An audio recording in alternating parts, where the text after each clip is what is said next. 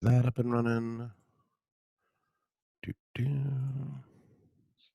You've now tuned in to the Drawing Board Podcast, a powerful, thought-provoking discussion where we talk about family, relationships, ministry, community, and career. Let's see what exciting guests we have on our show today.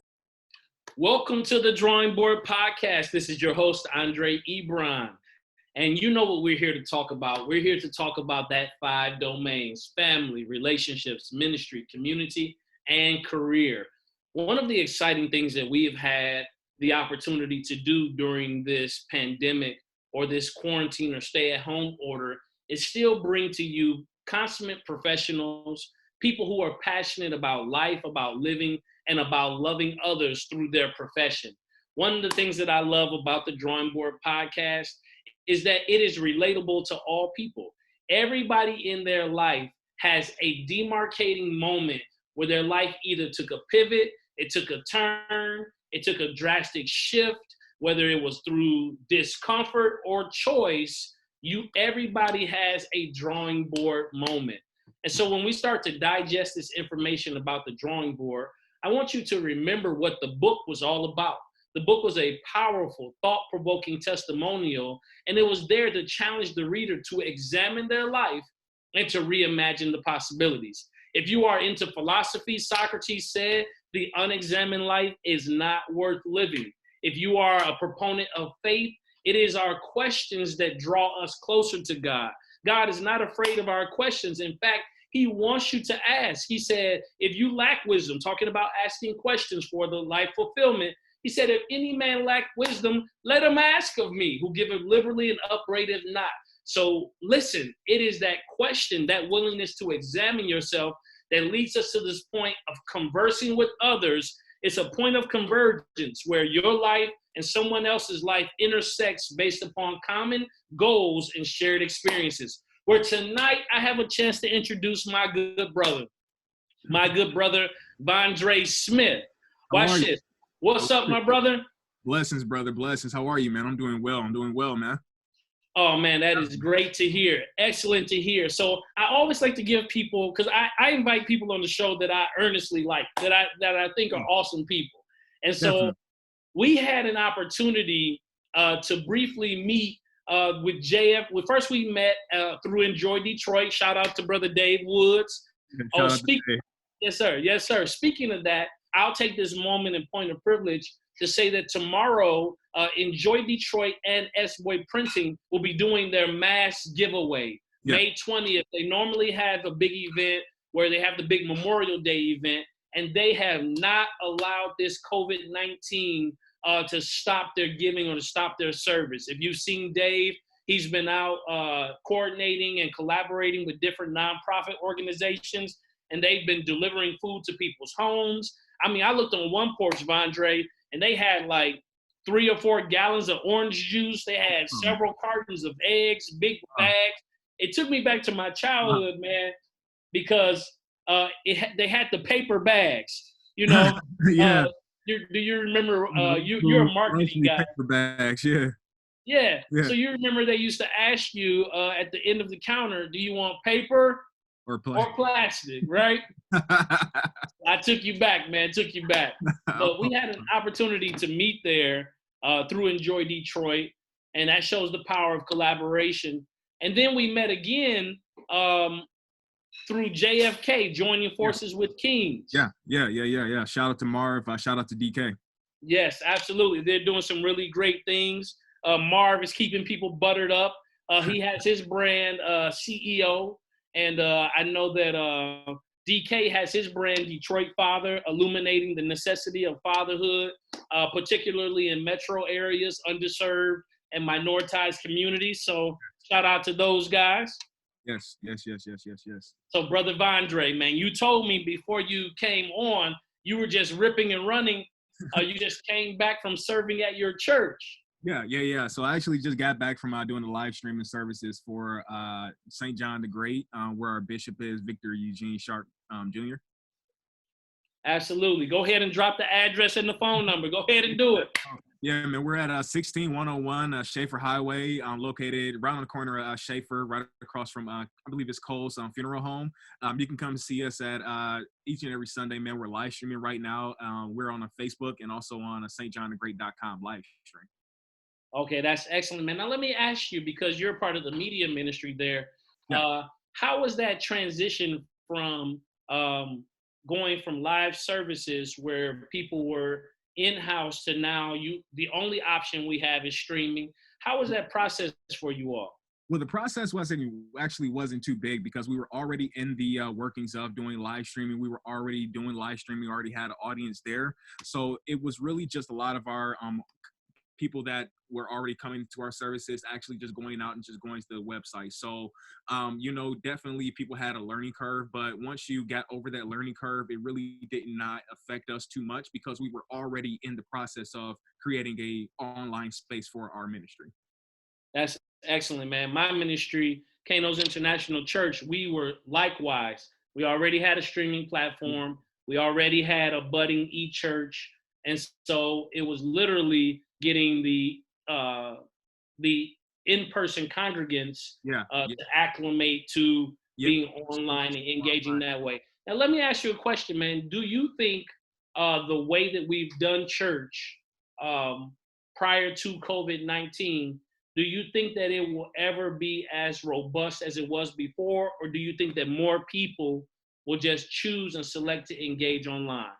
Well, I really believe that there are still going to be people that want to definitely come inside of the church house because, inside of the Bible, it speaks about, being inside of the sanctuary, actually inside of the sanctuary. So there are still people that definitely still want to go to the sanctuary because there's still a anointing that you get inside of the sanctuary that you would not get online. But I believe that you definitely are going to have a lot more people that feel that if they aren't able to make it to church or if they feel a little bit tired, that they're going to use the online streaming services a little bit more than they actually would before. That's good, man. You talked about an anointing that is there from being present in the temple. At your church, man, describe that for me. Take that, because when you're in the media team, you get a lens and perspective sometimes that nobody else gets. And so, man, talk to me about that from being in the media team, because there's some person, listening who's like, man, listen, I really want to be a part of my church media team. I'm editing YouTube. I have my own YouTube accounts. I know how to integrate all of these different platforms, but I just don't know how to get involved at church. Man, talk to me about that experience, about how you got involved with, media arts, and now how you're using your gift and talents to glorify God. Talk to me about capturing that experience. Yeah. So really with my church, they were already thinking of, we want to, my pastor actually had a aunt that actually lived on the other side of the state, and she wasn't able to like really come inside of the church. So we were just thinking of ways that he can actually still give her service, ways that she can actually still get service. So that actually brought up the idea of actually getting online and just bringing that into our church. So that opened up the door for me saying, okay, I do this already with Google. I was already doing this with Google. I'm already doing this on the side. So let me bring what I do professionally into the church and show you guys how to do it the right way so that we don't have any hiccups or anything throughout the time. So being that, we're a traditional church, there are certain things, we're definitely going to have to work through, but we did end up getting a streaming service that actually worked out for us. So it was just transitioning over from the old Baptist style that we used to do and just transitioning into something that would be opposed to millennials and also more people that are going to be on the other side of the state that aren't able to actually get inside of the church, but they still want to worship with you. That's good. Let's take a minute and thank God for Auntie. Auntie was the catalyst, right? If Auntie hadn't needed the word, there would be so many people missing out right now. We would have been so behind. We would have been so behind, man. It never would have been a thought for us to actually do. So actually connecting with people that are not inside of your local area, people that are inside of different states, definitely opens up the door for you to create different spaces that they can still have ministry with you guys. Absolutely. So the church is open, but the buildings are closed. Yes, exactly. The church is always going to be open. I definitely tell everyone that, the church is always going to be open, but the building's actually closed, and church is going to be on the inside of you. When you walk inside of the sanctuary, that's church. When you walk inside of the sanctuary, that's church. The building is not the church. You're the church. When you walk inside of that building, that's when it becomes the church. That's when it becomes sanctified. That's when it becomes filled with the Holy Ghost. It's when the people get inside of there. That's excellent, man. Yeah, we are. Know ye not that your body is the temple? Exactly. Yeah. So that's good, man. So I want to highlight for a second though, because one of the things that I notice a lot, man, is that when people come to church, sometimes they leave their mind on the outside. Oh yeah. And they watch this, and they also leave their skill sets. So you were working for Google. And you had these skill sets in this technical capacity. Your ministry could benefit from utilizing the skills that you've garnered to be effective in the world's system. Yes. And when you brought it to your church, you have been able to galvanize and evangelize a whole world just because you were willing to allow your gifts to serve a need within your ministry. Yes. Inside of our church, we're really big on using your outside gifts to bring a better experience inside of the church. Inside of our church, we even have a ministry that's just for nurses. We call it the first responders, and that's only for people that have medical backing. They all have a certificate, and they have some type of medical backing to where they can actually be of assistance. So inside of our church, we try to use a lot of people that have the outside skills, and we're not turning anyone away that does not have the skills and they're trying to grow the skills. But inside of our church, we try to really work with the people that have the outside skills, because you're not going to have so many hiccups, and those people know what exactly they're doing as well. That's great, man. So talk to me, Vondre. Listen, man, I need to know this. I have a question for you. You have a company. You are the owner of Atmosphere Food Marketing Agency. You are a diehard foodie. You're a former SMB sales coach for Google USA. You're a food digital marketer. Yes. And you also have on Instagram, you have this question that you ask through your handle: who does your marketing? Who does your marketing? Who does your marketing? Yeah. And that is a great question. So let me ask you, man, what sparked your interest as a young man? You're still a young man, but as a younger man, to really pursue like I said, the media arts, graphics, marketing, sales. Like what drove you that direction? Well, man, I've been selling ever since I was 14, brother. I've been inside of sales, just really working with computers, just working with design and different things ever since I was 14. I actually started my own business cutting hair back when I was 14, just cutting on my mom's porch. And from there, I would just take the pictures that I would, the pictures of my cuts, and I would just put them on different flyers and different things, and just basically just boost my sales and just try to get my name out there in any type of way. So ever since I was 14, I've actually started marketing. And then at the age of 18, I actually started cooking. Started cooking for 24 Grill downtown inside of Detroit, Michigan. And then I actually started getting my name out. Later on, had a chance to actually work for Google. And then I stayed there for about 5 years. I stayed at Google, worked for Trends and also for Google AdWords, and stopped working there and actually created my own agency. I just started freelancing. I'm seeing that restaurants were really the biggest area where my business was actually growing. So that's where I really honed in, because I seen that that's where my influence was, and that's where my mindset was actually very, very serious, because I have a diehard love for food. Like, I can sell anything that literally comes with food. Hold on, man. You said something profound there. You recognized where your influence was. Walk me through that. Walk me through that process. So I hear you've always had an entrepreneurial spirit, right? And so for me, in the kingdom, that's the balance between king and priest, right? Yes. So in Jesus Christ, he's created us to be both what? King and priest. Yeah. And so we see that, right? But talk to me, man, about how you recognized where your influence was.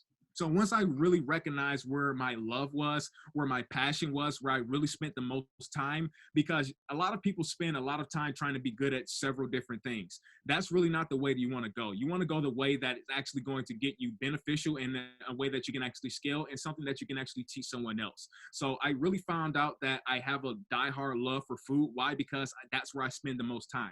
I'm always looking at different food pictures. I'm also always looking at what restaurants are doing. I'm always trying new foods. So that's where my mindset and that's where my love actually really was. So by me saying that, okay, I don't want to do anything else, by just saying the word no to things that would usually pay my bills, but it really wouldn't further me inside of business, or it wouldn't further me along inside of myself. Just saying no to that money really furthered me along inside of the business that I was actually trying to build, and it also furthered me along as a person. People started taking me more serious because I was actually focusing on what I actually love. Man, so listen, so that's huge. So a willingness to say no Yeah. to things that may have some provisional item attached to it, to pursue what you were serious and passionate about, cause other people to take you more serious. Yes. Just saying yes to everything, people aren't really perceptive of actually taking you serious. People are just going to take you as a yes guy and a guy that they can just call or just get some BS from. So they're probably not going to take you so serious. I definitely would say that if you're trying to be a person that's trying to pursue something and actually be serious spoken, say no to some things, because you're actually going to be more benefiting yourself than you just submitting to and also actually just doing whatever everyone else wants you to do. You're actually going to be pursuing what your dreams are, and then you're actually going to feel a lot more happier waking up as well. Now, let me tell you, that sounds excellent in theory. Now, walk me through the process of how that actually happened for you. It took a lot of hard work. Yeah, because saying no is not always easy. It really isn't. So it's gonna be. So let's unpack it. Yeah. I'm gonna paint a few pictures for you. Okay. I'm gonna paint a few pictures for you. Would you be able to say no if your bank account said negative and you had a client that's trying to pay you something that would turn that bank account on negative? You're probably gonna say yes, and you're probably gonna be more receptive of actually saying yes. But I actually had to say no because doing that job, my bank account might have went positive, but I wouldn't have went positive. I wouldn't have went negative as a person, because I'm now doing something and I'm now pouring into something that I'm not happy about, and I'm not fully using my brain skills, and I'm actually not even really servicing that customer at the full capacity that they actually should get, because I'm not happy doing this. And I'm just looking at this as something to pay my bills. I'm not looking at this as something I'm going to actually help this person. I'm actually going to be able to build this. I'm actually going to be able to scale this. I'm just looking at this is something just to pay my bills and just to get it off my table. So it's really not a good way for people just saying yes to each and everything, because you're just paying your bills at some point, and then you're going to be unhappy later on down the line when you just see that your bills are paid, but you're actually unhappy. You're not able to do any of the things that you're actually wanting to do, and you're not able to just step out and to do things that you've been thinking about doing. So just say no. It's going to be a hard process, but it's going to be a process that's actually going to take you a lot farther than you just saying yes to each and everything. Now, listen, man, you know why this is so on point is because I literally was just having this conversation with my daughter yesterday. Yeah. We were literally talking about being able to build a life where you can select what direction you desire to go, because you are in a position now that you can leverage. In her case, she can leverage this privilege so that she does not have to pursue a job just to make ends meet, but she can pursue something that she's passionate about, something she desires, and then build a life based upon not just her preferences, but her purpose. Yeah. And a lot of us, we grew up with the wrong information. We're just going to put that out there. A lot of us really grew up with the wrong information. I even did. And it wasn't until I got older and started getting close to my mentors and started listening to them where I started picking up this information. A lot of us what are we told? Just to, go to school, get good grades, get a good job, go to college, do whatever. That might work for you, but that might not work for everyone else. I tried going to college. I actually tried going to college. I'm a college dropout. But if you sit me next to someone that does what I do, that's actually inside of college, I'm pretty sure, and it's been done, that I can come up with the campaign much faster than that person. Why? Because I had the experience that's actually going to come behind it. So there's also different areas where you want to definitely still go to school. But if school isn't inside of you, go find what actually is. If you're trying to be an artist, school probably wouldn't be the best way for you to do. Go travel the freaking world. Go to Greece and learn how to paint inside of Greece if you're trying to be an artist. Don't put so much in going to debt when you're actually trying to become something, because school always isn't the answer for everything. So sometimes you can figure out where you actually want to go in life without school being inside of it. Because inside of I actually got a chance to work for Google without going to school, and not many people are able to do that. Yeah, and I think that when you keep it in its proper context, that these colleges and universities are institutions of learning. And so if that particular institution of learning doesn't serve the purpose that unearths your potential, then you have a responsibility to find out where the information is you need to learn in order to advance yourself. So whether it's college or university, whether it's trade or vocation, whether it's being an entrepreneur, being an entrepreneur or traveling, like you said, the actual goal is to continue to pursue knowledge, to continue to access that personal and professional development. And so when I think about that, I want to talk about your eclectic palate. So let's talk about the foods that you like, man. Bring me into your world, okay? Let's talk about. I picture if I had to tell the story. I'm literally hit on this inside of my family. There's probably no food. There's no food that I will not try, actually. So as long as it's not any type of anything that I'm not allergic to, I would definitely try that food, because it's food. It's something that I'm open to. It's something I've always been accepted to. So if it's couscous, if it's foie gras, if it's anything, I'm gonna try it.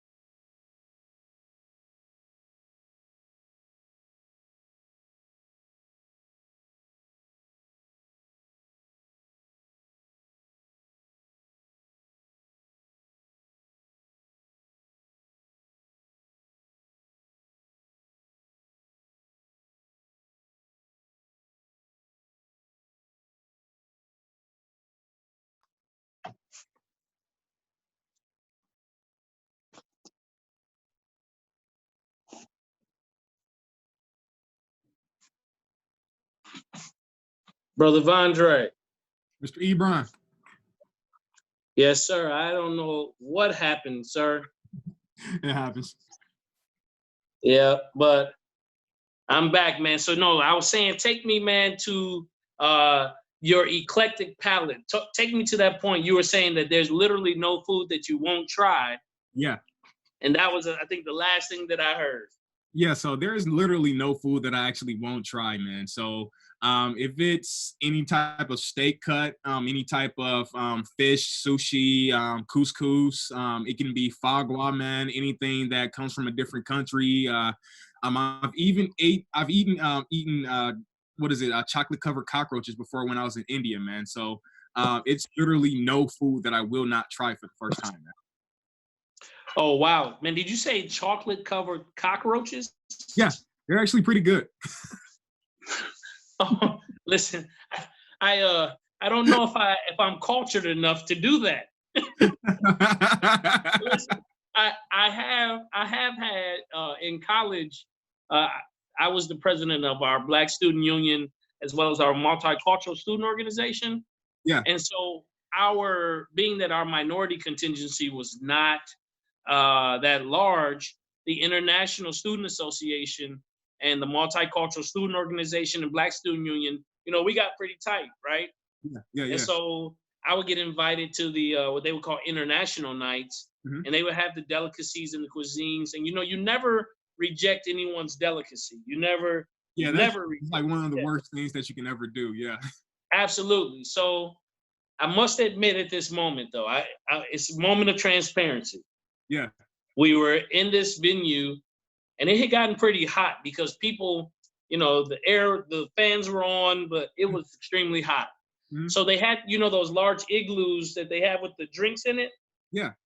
So I saw somebody pouring what I thought was red punch, right?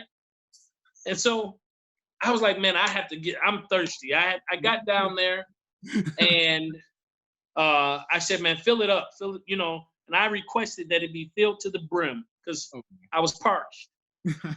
And so I turned the cup up and I'm guzzling. Yeah. Until I get this remnant, this aftertaste that is strikingly unfamiliar. Yeah. Okay. So I am very I'm very conscious of what my facial expression, because I'm noticing that the person that I asked to pour the cup is awaiting my response. And so I lower the cup. Oh man, he's just looking at you. He was just waiting on you, bro. He knew exactly what was inside of there. Listen, I lowered the cup and he's waiting for, my positive or negative response. Yeah. So instead of responding, I asked the question. I said, this is unfamiliar. What is this?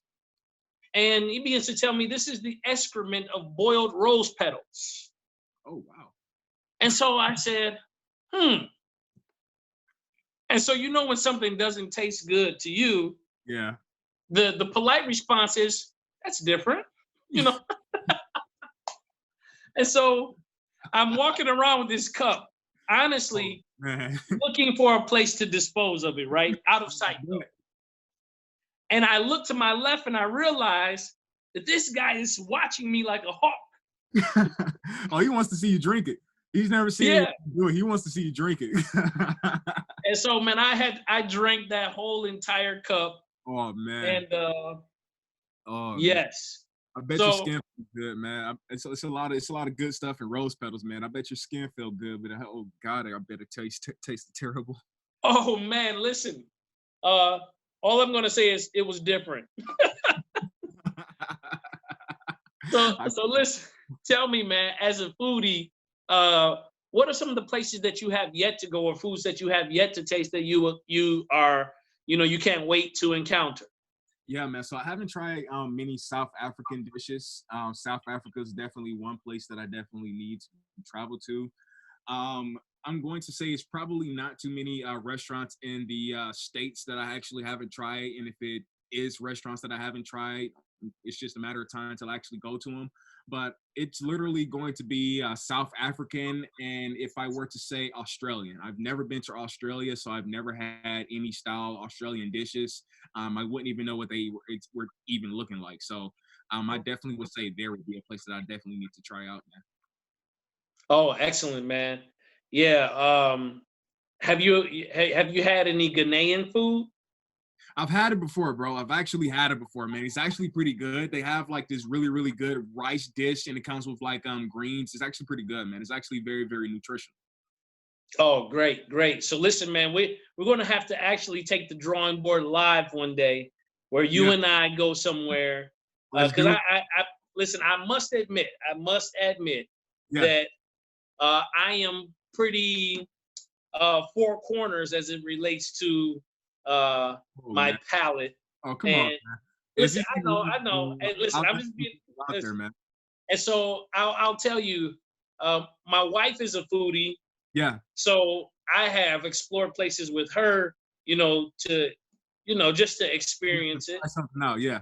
Right. So I am the reason why I'm kind of four corners with my palate is because I'm a textures guy.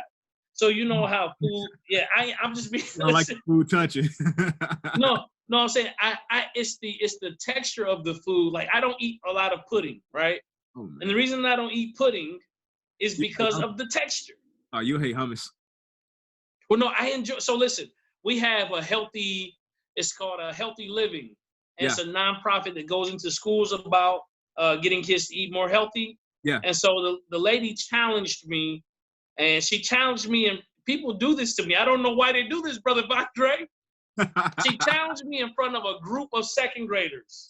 Oh, that's she what was trying. Listen, she was trying to get them to eat more healthy, and she was saying, "Well, if Mr. Ebron tries it, you guys should try it." And so I'm having all of these creative ideas about what I would say absent the children's presence, Yeah. And the kids are looking at me like, "Yeah, Mr. Ebron, Mr. E." Right. On the inside, you're like, "Come on, with y'all, just stop, just stop." Because listen, I don't like chickpeas. I don't. Oh, man. But she created this hummus. She had the hummus prepared. Yeah. And it seems like the portion they give you when you don't want to try it is always so gargantuan, right? So it's so big, man. You're like, dude, just a little bit. Right. And so the kids are awaiting my response as this other gentleman was. Yeah. And so I go in for it. I said, well, in for a penny, in for a pound, right? So I go in for it. And to be honest, it was seasoned with some kind of spice. Oh, yeah. And so it was actually really good. Yeah, the turmeric, they usually season it with like some turmeric or like some cayenne pepper, man. It usually makes it like really, really spicy and like really, really good, bro. Yeah, I enjoyed it. So much so that I started going to Sam's Club and buying some Sabra. Yeah. Oh, man. That was the season. I've stopped. Don't worry. The season.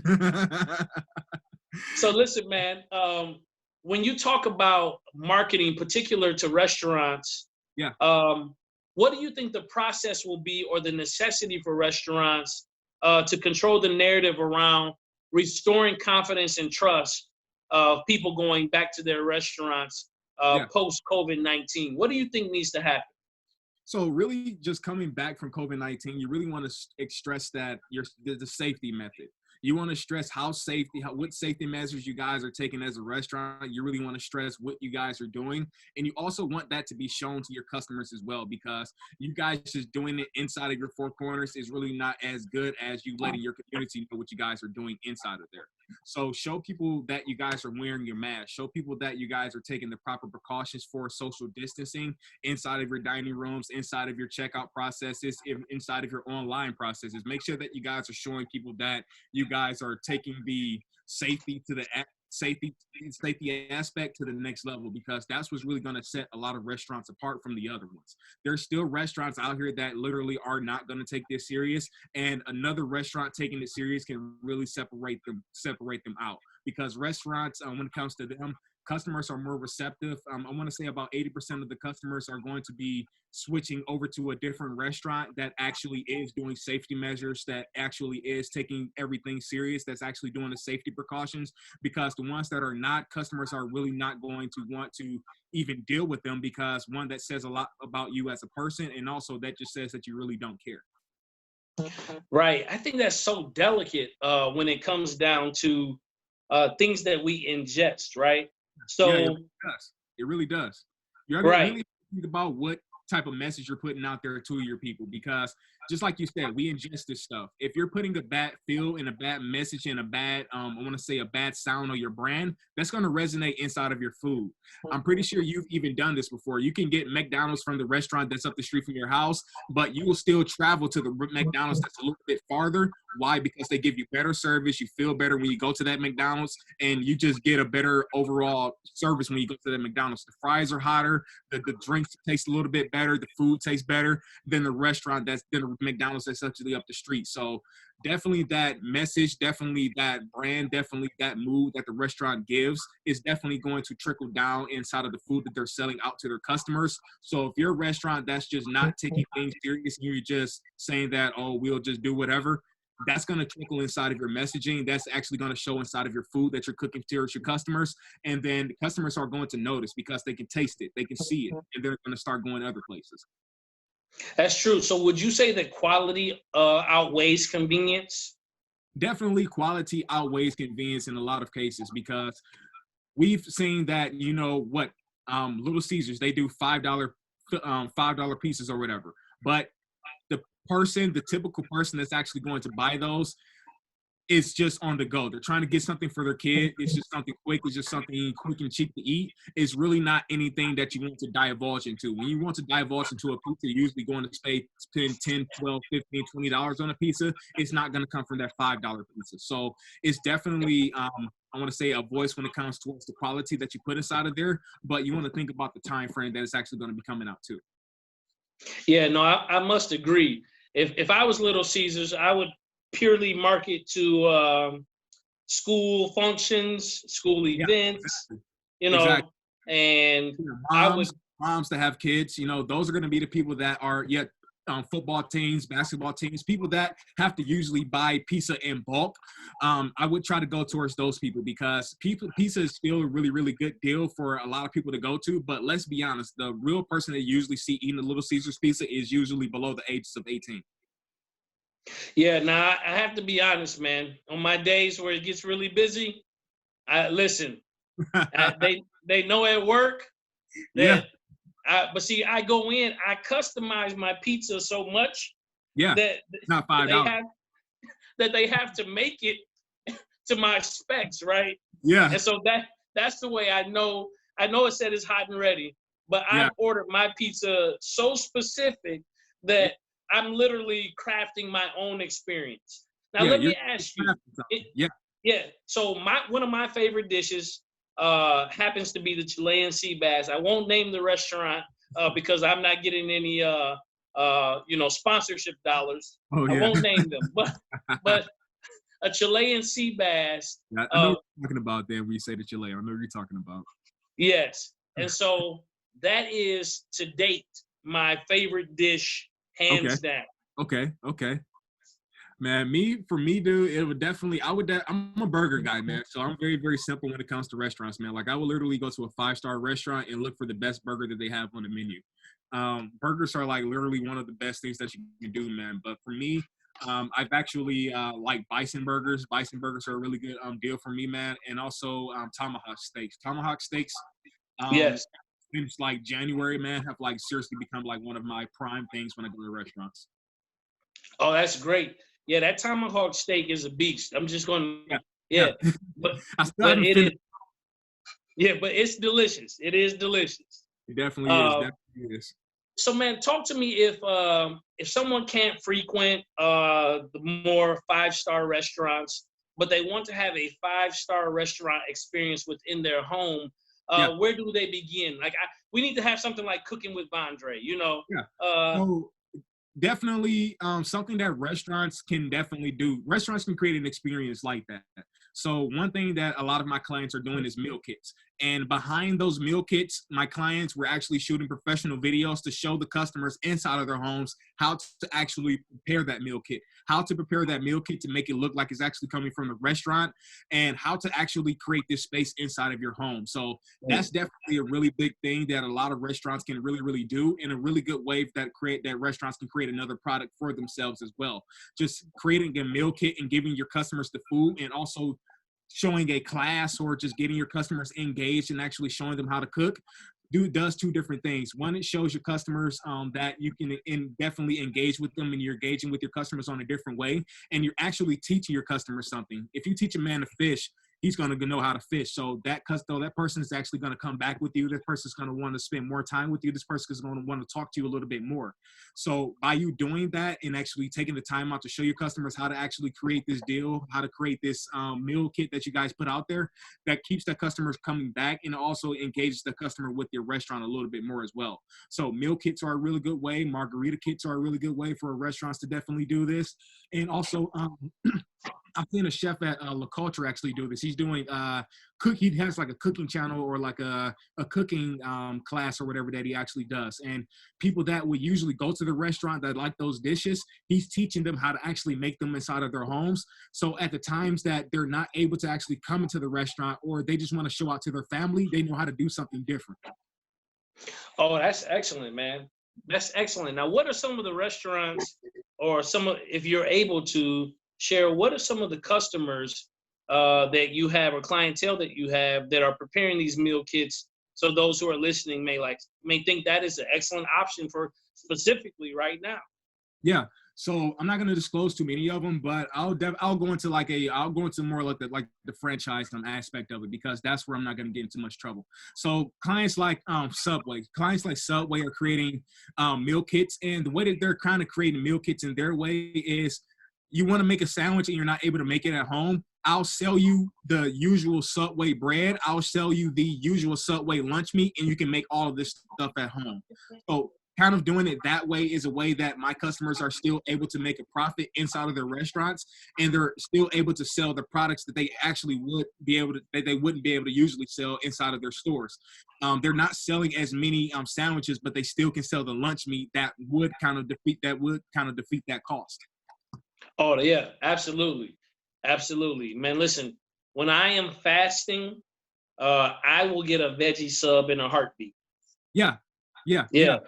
And if you're not able to really get you're not going to be able to get that same bread that Subway has inside of their restaurant, inside of the store. So going to go to Subway and actually buy that, and actually having that fresh unleavened bread inside of your home, it's a really good, it's healthy, it's good for you, and you have that same taste that you were always looking for. You still get that same taste that you were looking for.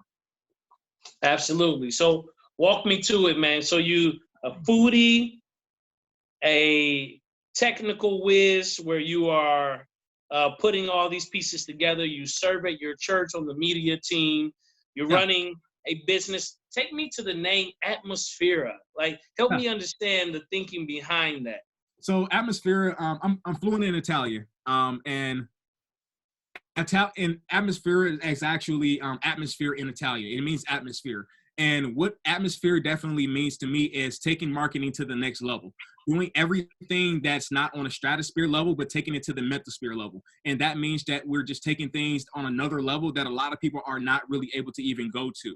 So just thinking like there's no box at all is one thing that my company is all about. Just literally just taking everything out of narrative and being disruptive inside of the marketing channels is what we're all about. Just really disrupting things and just taking things to the next level and doing what others aren't usually doing. Oh man, that sounds amazing. I mean, of course, I can hear almost the context behind it as far as our faith goes, with setting the atmosphere, right?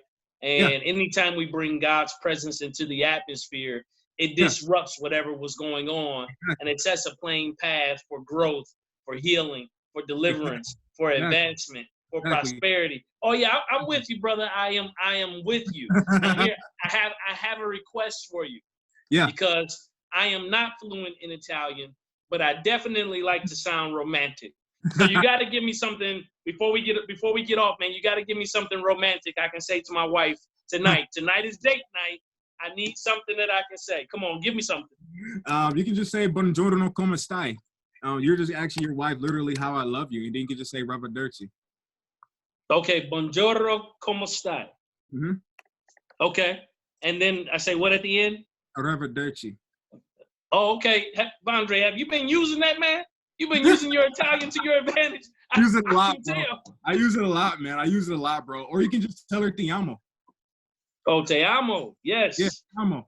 See, Spanish and Italian are very, very similar. So that's one way that I was able to learn it, because I hung around a lot of Mexicans when I was younger, man. But I never picked up Spanish, but I would always hear it. So just learning Italian and getting closer to like the Italian consulate, it just made everything transition a lot easier, man. Like Spanish and Italian are like super close.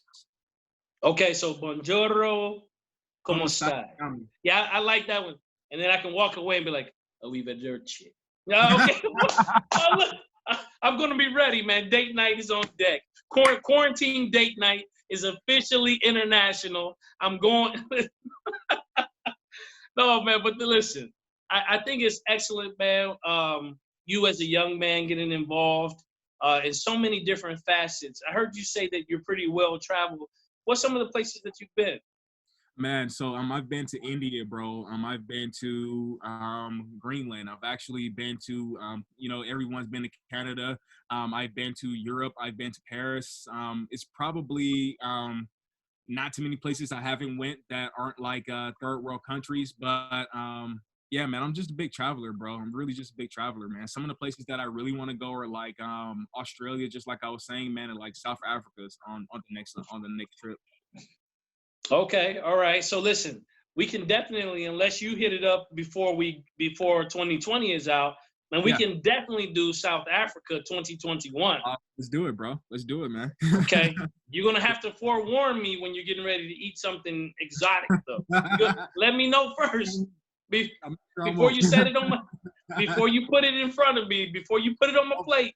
I'll just tell you that it's a regular burger, man. Don't worry about that. Oh no, see, Andre, I have to be able to trust you, my brother. I have to be able to trust you. Oh, you can trust me, man. I won't send you taste buds down the wrong spiral. Okay.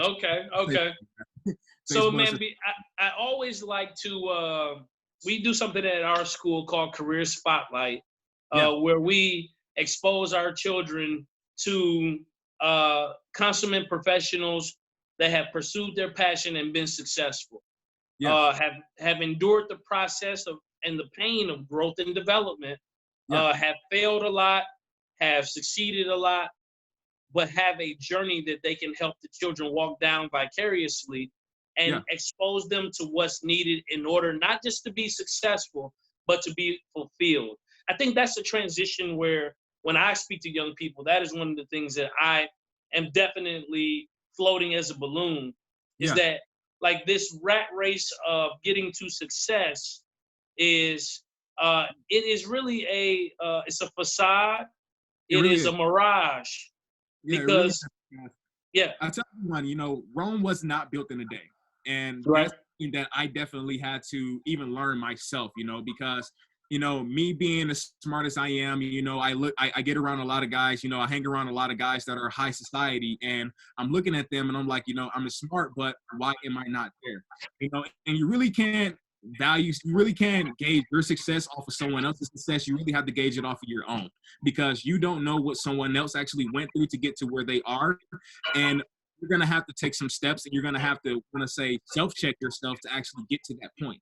So Rome was not built in a day. It's going to take some time for you to really alter and for you to get the messaging the way that you want, for you to get the marketing in place for that you want. It's going to take time for you to actually do it. And year over year and month over month that you're actually putting the time in, you're going to get better. 1% a day. Don't look at it as I'm trying to take 20%, because inside of business, inside of success, there are literally no leaps. There's no leaps. There's no leaps that are going to take you from 20 to 40%. It's going to take you from 20 to 21%. Why? Because there is steps that's going to take you there.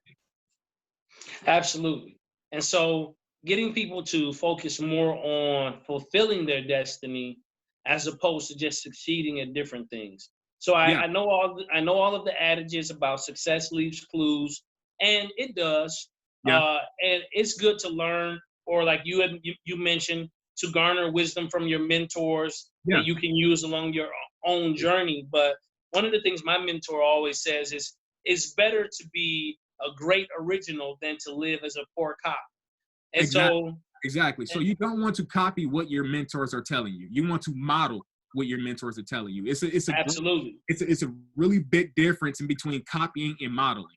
Copying is, okay, I'm seeing what he's doing. You have to stay behind this person to do what they're actually doing. You're never going to be able to get in front or never be able to get in front of the curve, because you always have to watch what they're doing, and you taking what they're doing and trying to recreate it, you're going to miss some stuff because you don't know what this person did to get to that point.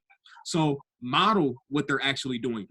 Take what they're actually doing and say, okay, this person does this. This person goes to sleep at this time. I should probably go to sleep at this time and then do this. Find out what processes your mentors are going through to get them to there. Don't look for I want to say like the message, or I want to say that like the get rich quick message that's actually going to make you $1 million the next day. Try to model what your mentors are doing and then recreate that inside of your own process. Yeah, I agree. I absolutely agree, because you don't want to try to copy the success. Yes. Rather, you want to model the process and the principle. Thank you. Yeah, that's great, man. So listen, we have a couple minutes left, Vondre, and please excuse the technical hiccup. So I have to have you back on the show because I feel like we missed so much in the middle. Man, we can do it, bro. All right, I want you to tell the people where they can get in touch with you, your social media handles. Yeah. Where can they find Vondre Smith? Yeah, man. So you can actually go to Google right now and actually type in who does your marketing, or you can just go to Google and type in Vondre Smith. I'll literally pop up for you. You can find me on Who Does Your Marketing on Instagram, Facebook, YouTube. I'm literally all over the internet, man. Just search for my name and you'll find me. Okay, you sound like it reminded me of my old rap days. Sound like Mystical. I heard you was looking for me. Here I go. Right, no, but okay, I showed my age there a little bit. I showed my age. I did. I showed it. It's okay. But I do want to leave people with this thought, this idea.